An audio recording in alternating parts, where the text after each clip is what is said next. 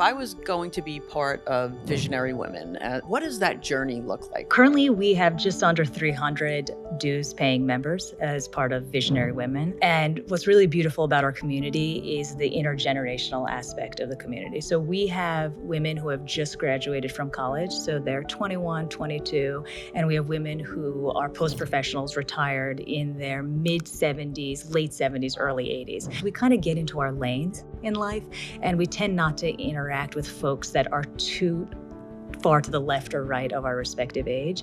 And Visionary Women kind of brings everyone under the tent through this unifying belief around giving back and the collective belief that being in community with other women, there's power there. And so, we're not so hung up on what kind of professional success you have, but rather, do you have a generosity of spirit? Do you bring kindness to the table? And do you really believe in the power of impact, right? And so we lead with those values. When you have that diversity of age, it lends itself to actually planting the seeds and blossoming a mentorship program in the most organic way. Visionary Women creates the conditions for women to come together and learn from one another. And I firmly believe that you have something to learn from everyone.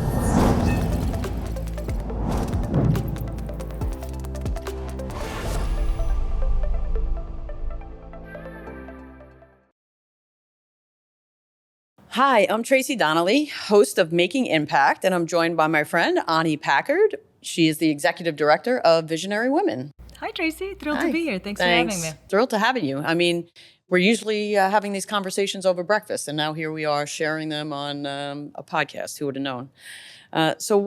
Talking of that, right? We comes from such diverse backgrounds. And here we are sitting in the same universe. What does that say about where we are in the world today? The through line on what brings us together, what brought us together last spring, is a commitment to a stronger, better ecosystem of nonprofits, right? With the ultimate goal serving the service populations that we're most committed to, right? Which is marginalized folks here in Southern California, and your work mostly in New York. And it was kind of that mission-based work that we really connected on, and the rest is kind of history. So I've been thrilled that we've kind of kept in touch, and you've introduced me to other folks, and we found ways to collaborate, Visionary Women, and make an impact. And I think it's just the beginning. I do also. Thank you so much. So that brings me to your role at Visionary Women. So you were the first executive director in like over a decade, or you've been there a decade now?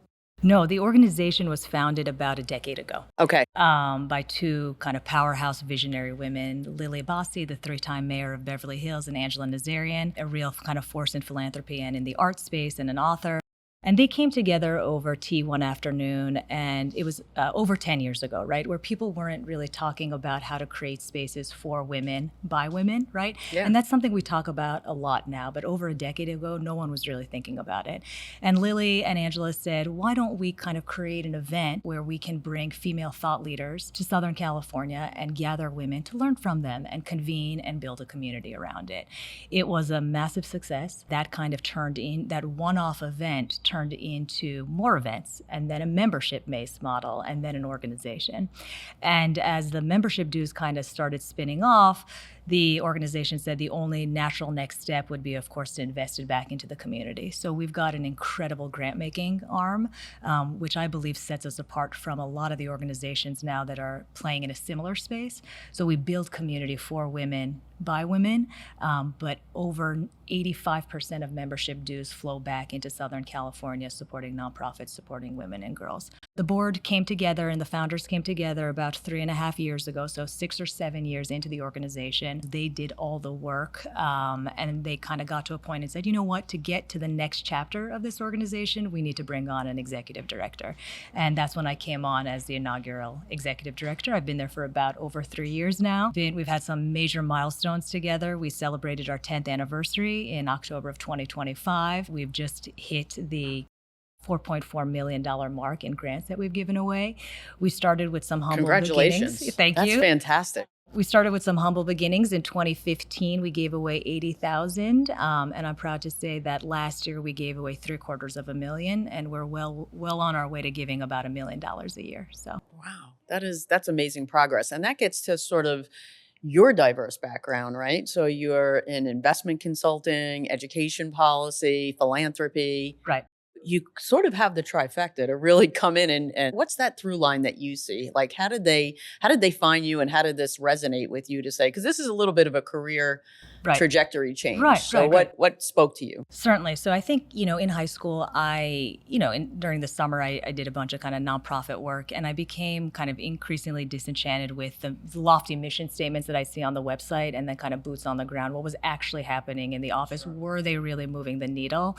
And I said, I kind of played my hand in the public or nonprofit space. Let me try the private sector. And so it was senior year at Tufts University, and an investment consulting firm was recruiting on campus.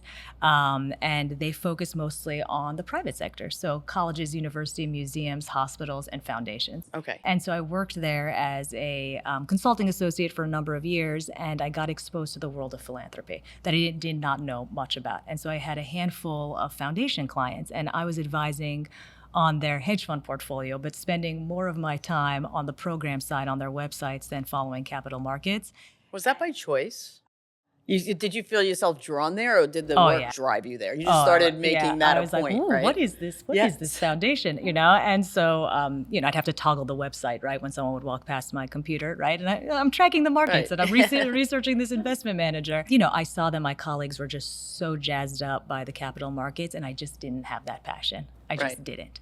And I learned a tremendous amount there, and it was an unbelievable firm to work for. And as my cohort mates were moving on to business school, I applied and I got in, but I did put my name in the hat for a graduate program that aligned a little bit more with my values. Okay. And I got in there and decided to kind of pursue a master's in education management and policy. And what's funny is when I got there, I was the misfit because I had just come from investment consulting. Right. Right. So every kind You of came from the micro dark shift side. exactly has been a pivot into something slightly different. And then from there, I segued to work at the Cleveland Foundation, the nation's first community foundation. And what makes them really unique is the lion's share of their endowment is in unrestricted dollars. So they get to do a lot That's of a blessing. very creative work, right? So they're not your traditional kind of DAF pass-through of Right. funds. Sure. They're doing some unbelievable work there. And I worked with their CEO at the time, Ron Richard, and that was an unbelievable learning experience.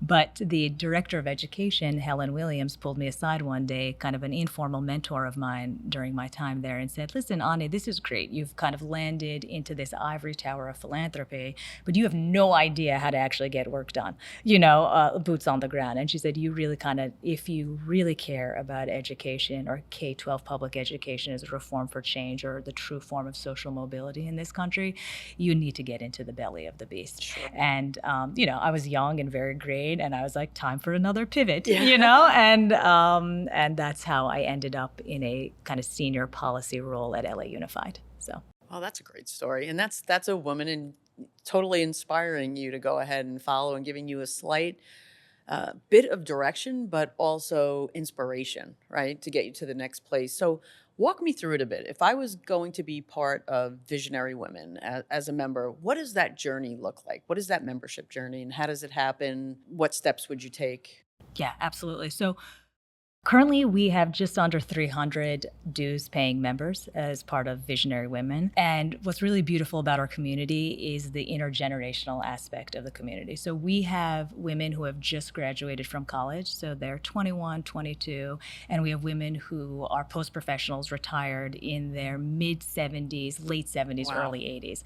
And the power is That's really in fascinating. that, right? Because we kind of get into our lanes Yeah. in life, and we tend not to interact with folks that are too far to the left or right of our respective age. And Visionary Women kind of brings everyone under the tent through this unifying belief around giving back and the collective belief that being in community with other women, there's power there. And so, we're not so hung up on what your title is or kind of quote unquote, what kind of, professional success you have, Right. but rather, do you have a generosity of spirit? Do you bring kindness to the table? And do you really believe in the power of impact, right? And so we lead with those values, and we really kind of believe in the power of mentorship. And that's what I was going to go to next. Yeah, I can see it's yeah. like a natural transition to say that when you have that diversity of age, it lends itself to actually planting the seeds and blossoming a mentorship program in the most organic way. Certainly, right. And so it's just beautiful to see how people come together and connect in the platforms and venues and the events that we create, and the relationships that blossom outside of that, right? So it Right, may sure. not be a formal mentorship program, but the opportunity, Visionary Women creates the conditions for women to come together and learn from one another.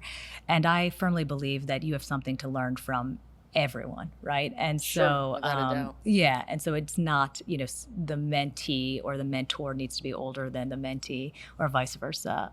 And it's pretty, like you said, pretty organic. Yeah, I love that.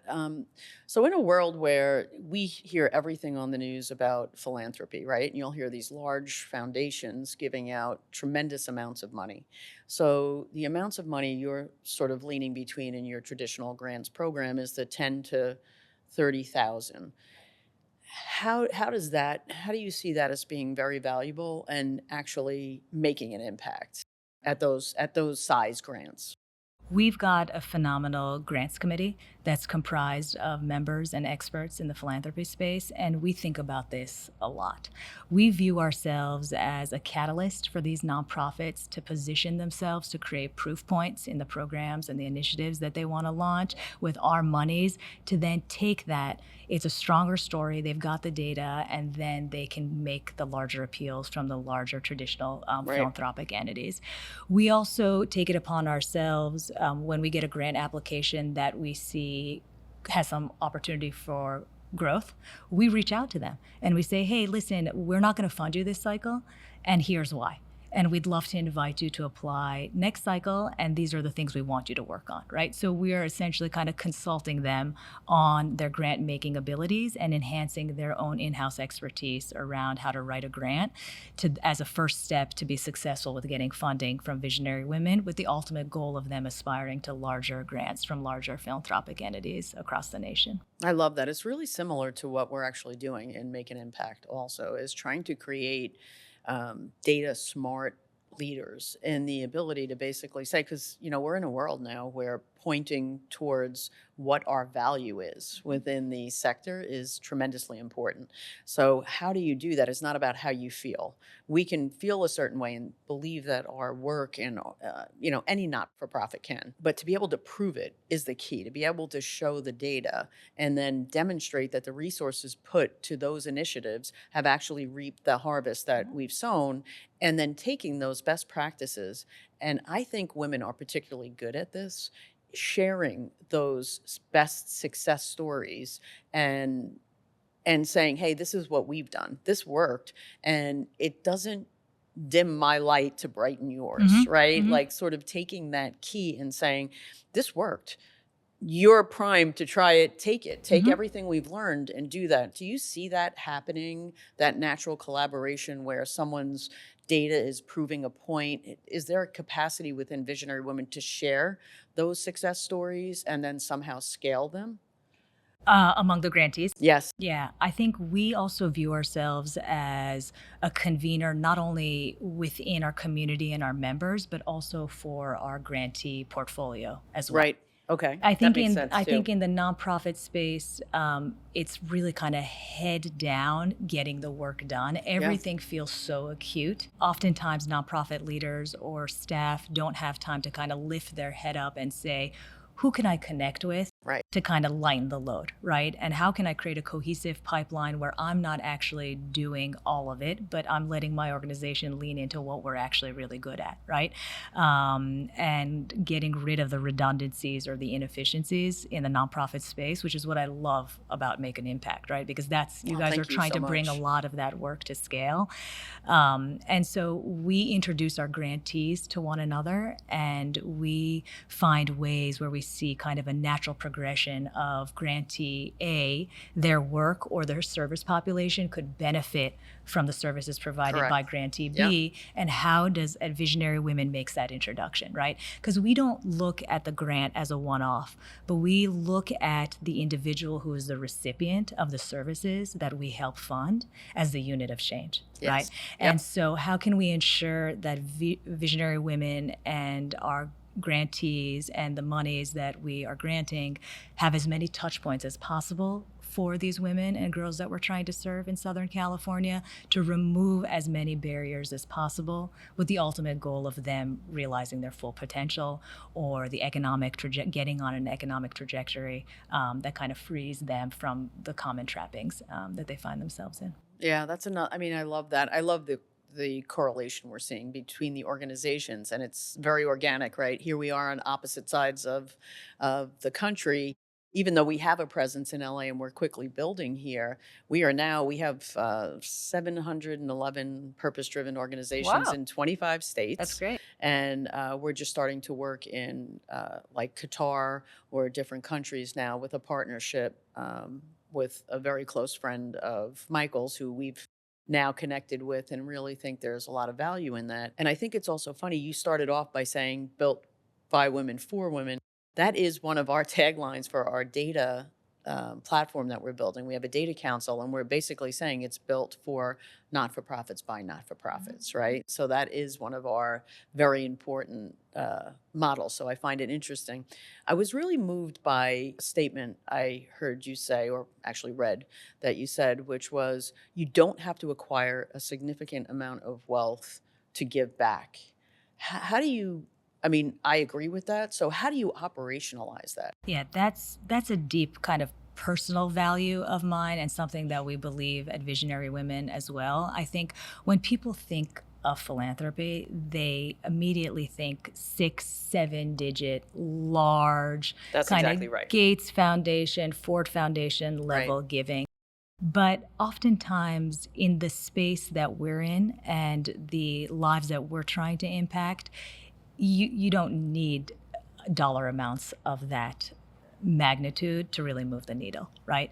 Yeah. We also I believe in the power of the matching gift, right? A one-to-one match. And Yeah, I so love it that's too. how we have built some really powerful partnerships, where when you find someone, kind of like when we met, when you find value and mission alignment, the partnership kind of unfolds naturally. And the next step is, how can we introduce a match for our dollars to go even further, right? And so bringing folks along can take a more modest gift and kind of put lighter fuel on it and take it from there. And so people get excited. I think people love the concept of a commingled fund of Yeah. dollars. Where you have a say of where the money is going, or you just inherently trust the process, right? And our members trust our grants committee and our board of trustees to know how best to invest the grant dollars in the community to make a difference. I really do love the matching grants also. As someone that does a significant amount of fundraising, I can't tell you how much easier it is, first of all, to have a matching grant to push behind it, but it's also, you have skin in the game.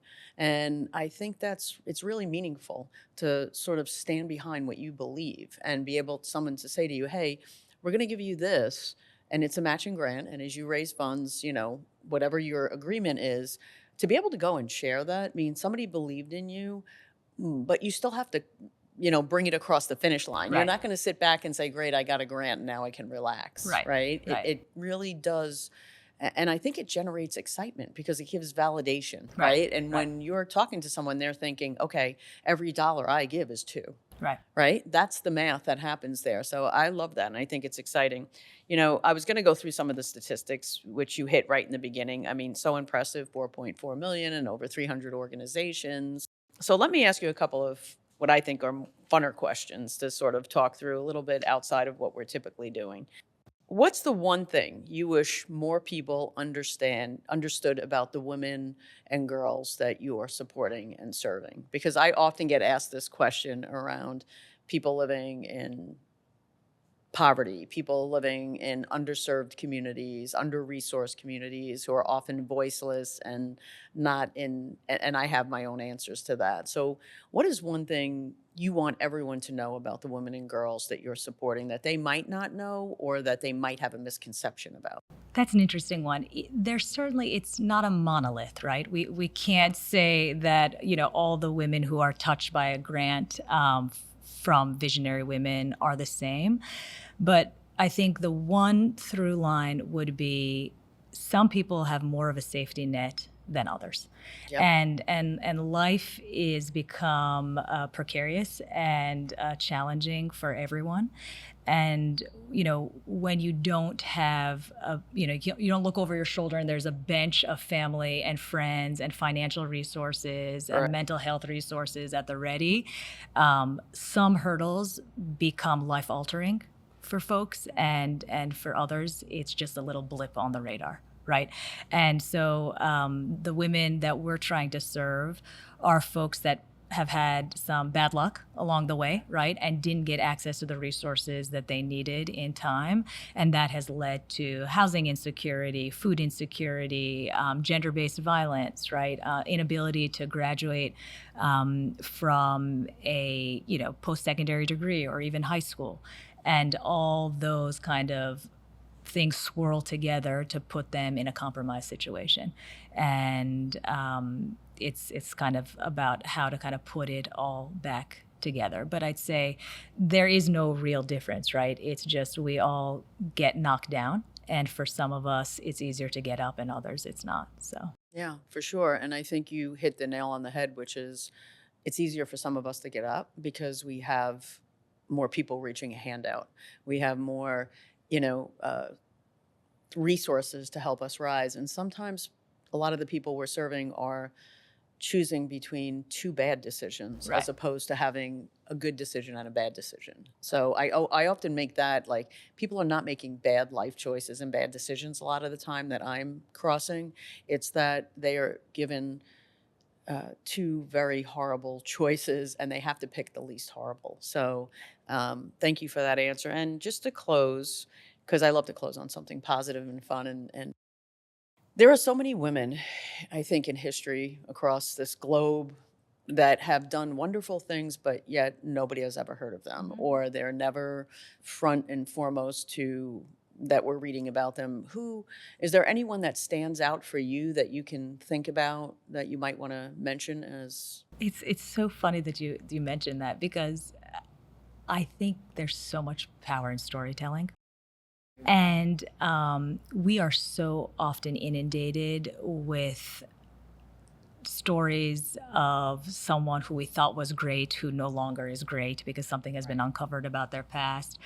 But there are so many women in science, in the arts, in math, in every possible sector that have contributed significantly to things that we are engaging in daily in our lives.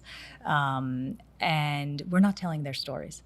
And we need to bring them out of the shadows and share those stories. And I think it's happening more and more, but not at the rate that it needs to happen, right? So I love that book series, Little People, Big Dreams. And so I think just we need more of that, particularly at the elementary level. So Agreed. little boys and little girls can see women revolutionaries and trailblazers on the cover of these books, and that it just becomes quite natural, right? And it becomes part of the lexicon that there are great men leaders and great female leaders, and you can be all of that as you aspire to create impact when you grow up and be a change maker in your life. and is there anything you're doing with Visionary Women for that to happen? Because we've been talking a lot about what would it look like for us to be more collaborative, or for Visionary Women to be strategic partners of make an impact. And we do have the studio version of that, and that's a lot of what we're doing is sort of talking and telling these stories. I'm just saying this. I wonder if it would be really interesting to sort of ask the same question to our respective groups around visionary leaders in community advocacy, right? Or, me sort of honing in on 2 to 3 topics and asking our community, rise up some of these names and let's see what it does. And then the same thing for you, right? Looking at your vision, what are some visionary leaders of women that you all know about? Because I wonder if then it takes people to go and do the research, right? To Right. start saying, hey, I know about this person and that person, but I don't really know of any women like this. And then we start getting people motivated to start researching who these leaders are that have been created so much impact given but have never, their stories have never been told, and coming up with our own series, right, of like what here's the leaders we're talking about, and have some sort of a series or a short documentary or dialogue. I think it's motivational, and it gives you something to aspire to when you're young women growing up, or folks that are younger in our field and coming in. I've been in this for a very long time, but I'm wondering, like, the not-for-profit leaders that have been here since COVID, or right when COVID started, came in and their whole worlds got changed. Now we're dealing with federal funding being stripped. Everything we knew in the world is sort of shifting in a way that directly impacts the work we're doing and you're doing. And I'm wondering, how are these young leaders staying inspired and excited? But this could be maybe an idea. What do you think of something like that? I mean, I think to your point around nonprofit leaders and how it's been a tough go for them, Visionary Women just launched a fund with the Blue Shield of California Foundation, where we are investing money in the BIPOC nonprofit leaders in Southern California, to work on professional development, because they have spent so much time servicing the service population that they're focused on, filling the cups of others, that often you're not thinking about your own professional growth. And that's something that we really care about a lot at Visionary Women, and we found a partner to do that work, so we're really excited about it. To your question about storytelling, I think it's a brilliant idea. I mean, I think we need to be lifting up the voices of local leaders, and we need to change what the definition of a leader is. It's Right. not an official title. It's not a desk, with a fancy office. But it is, power comes in agency and Yes, the it does. ability to affect change. And so many people are doing that. From a 9-year-old to a 72-year-old, they have political capital, social capital within their respective communities, and they are making a difference day in and day out.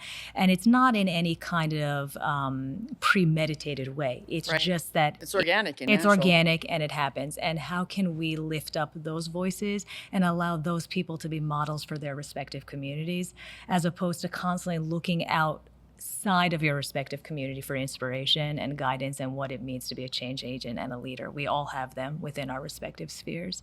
So I think that's one piece. And then the other piece, of course, are kind of the famous artists and the scientists and the mathematicians who have been left out of the story. How do we bring them in a more consistent and thoughtful manner, starting from kind of K-12 curriculum to Right. social media, and how we can kind of blitz people with these stories. So I love the idea also of the social media side, because there's so much that people are drawn to. I'm really inspired by the younger generation that are so engaged in the political process Right. now, because I recall it at certain times through history where you would see like an uptick, but not like we've seen now. And I would truly love to see social media being used for the conversations we're having. And that once somebody, like, teaching people to use this for good and saying, wouldn't it be great when you're scrolling to find really inspirational, wonderful stories, that instead of being peppered by constant, Calamity. doom scrolling, Yeah. and it's not that you don't want those or turn your back to those things existing. I just think it would be really wonderful to be able to tell the stories and have them coming exactly like you said, because the empowerment is really coming from the communities. Putting resources back directly to the communities is what makes everything work in the worlds that we're doing. So first, thank you. I'm always so grateful to see you and spend any time with you. Likewise, Because Tracy, I you're feel a like we're dynamo. always like talking about some new wonderful idea, and I am going to follow up with us coming up with sort of an official program, because I think we can really raise the voices of our members and those that are doing this work and inspire others to think of beautiful things. So thank you so much. Thank you. Thank you for joining us at Making Impact. If you like it, hit like, subscribe, and we look forward to seeing you next time. Thank you.